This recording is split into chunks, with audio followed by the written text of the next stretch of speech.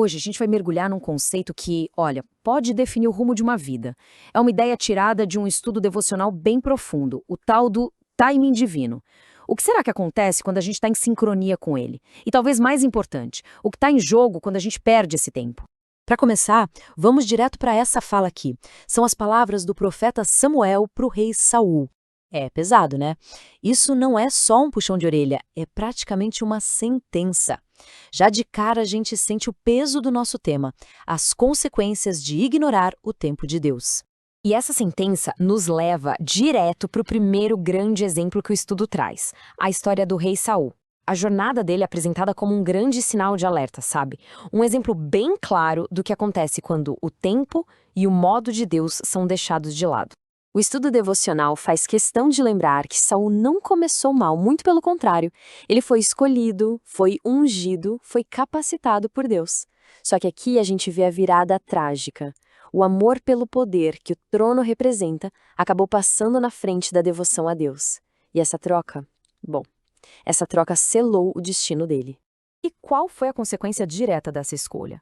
O texto é bem claro. Ele não viveu plenamente as promessas divinas. Já parou para pensar nisso? Havia um futuro grandioso, um potencial completo desenhado para ele, mas ele simplesmente perdeu. Uma vida inteira de promessas que acabou não se cumprindo. E assim, a história de Saul chega à sua conclusão, que é dura e inevitável, como a gente viu lá no começo.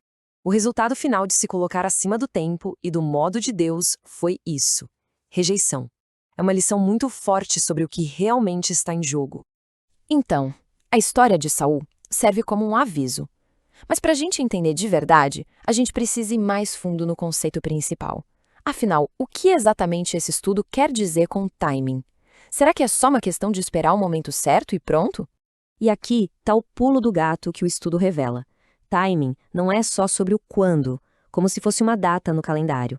É também sobre o como. O texto diz que existe um tempo e um modo para tudo. Isso quer dizer que existe preparação, formação, um processo que precisa ser respeitado.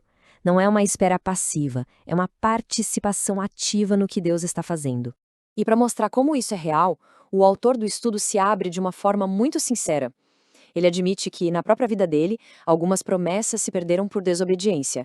E outras não se perderam, mas foram adiadas, simplesmente porque ele errou o timing. Isso tira o conceito do campo da teoria e traz para a nossa realidade, né?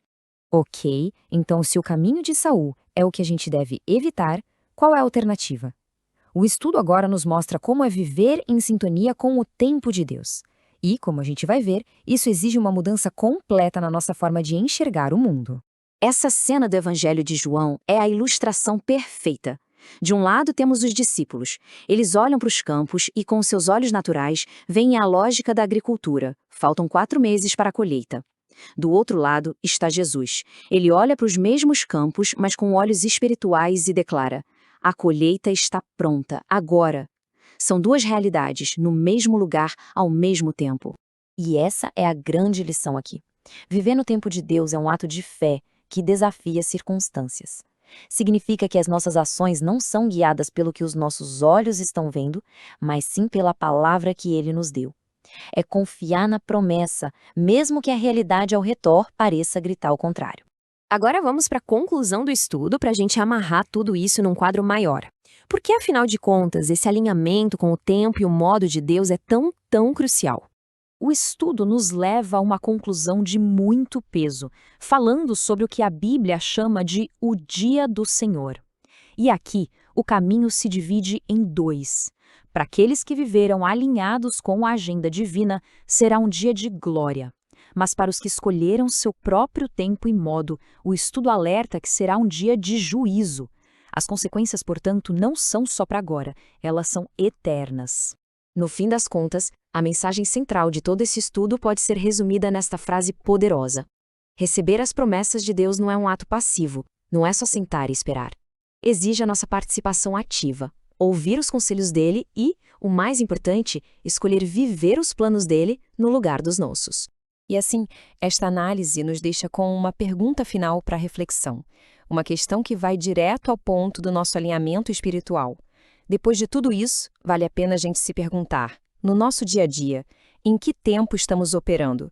É no nosso próprio tempo, baseado no que a gente vê, ou é no tempo de Deus?